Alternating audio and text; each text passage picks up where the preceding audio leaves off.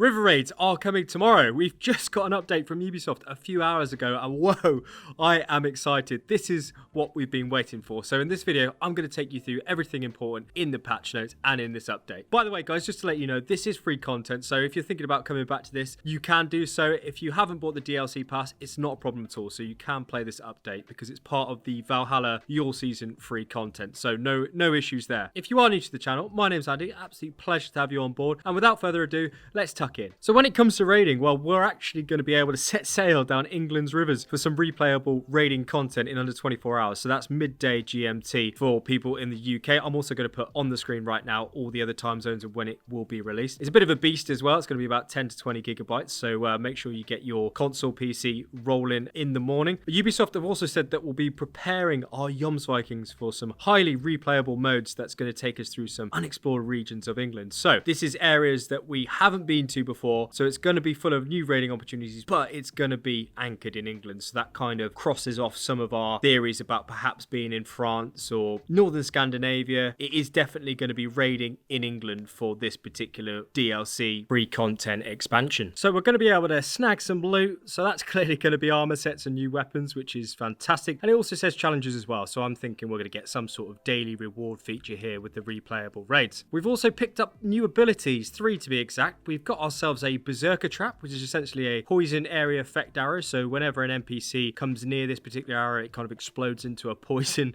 bomb, really. But that's pretty cool. It's nothing that we haven't seen before. This one's pretty cool though, and it's called the Battle Cry, where Eivor lets out a blood-curdling scream, gaining strength and causing enemies to stumble back in fear, also allowing you to interrupt attacks. I reckon this should have been called Beserker mode, to be honest with you. I can't actually wait to see this animation. I think it'd be pretty cool. So if you were after a particular Viking immersion rage, then here we go. This is the one for you. Our third ability is also another physical one called Shoulder Bash, and this allows you to push back enemies and destroy objects. So I'm not exactly sure how impactful this one will be, or if we'll actually use it that much, but it's a cool addition nonetheless. So moving on to skills. So these are what you're going to be able to get from spending your skill points in your skill trees. If you didn't know that already, that's why it's a little bit different to abilities. And they haven't actually mentioned anything in regard to being able to spend those mastery points that you've gained over the last few months and put them directly into the skill tree. So we're going to have to find out if we're going to be able to do that tomorrow. Now, for those of you who've watched videos before or kept abreast of the leaks, well, the leaks were right on the money here. So the first one here was to carry a body after successful assassination. So this is going to be interesting to see if this is actually going to be used, because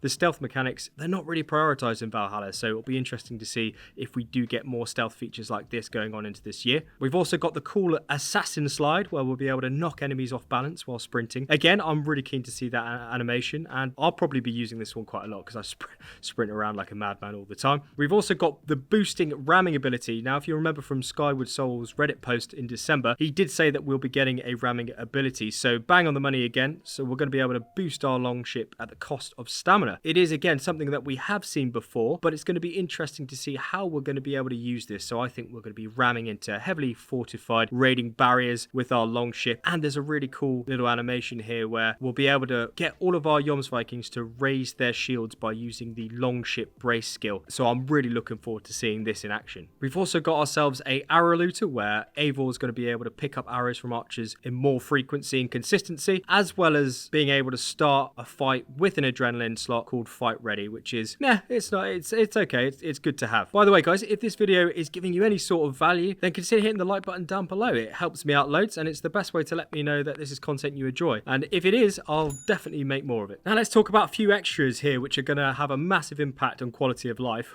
Hooray! And that's Ubisoft fixing fishing and the fabric issue at Dobby's Altar up just outside York, which is fantastic. I actually could not complete the game because of these two, so I really can't wait to lock in more than anything else just to get those two done. Whether they will be fixed though, we're just going to have to find out tomorrow. Another honourable mention here is diamond runes. So diamond runes have a big impact in terms of gameplay. They've actually been removed from all gear set pieces apart from the torso, so the chest piece. I imagine this is to reduce the actual buffs they generate, because they can be so overpowered if used correctly. So I don't mind this so much, if I'm honest. What I do mind is if they do remove slots from armor sets. that people have bought. But that's it.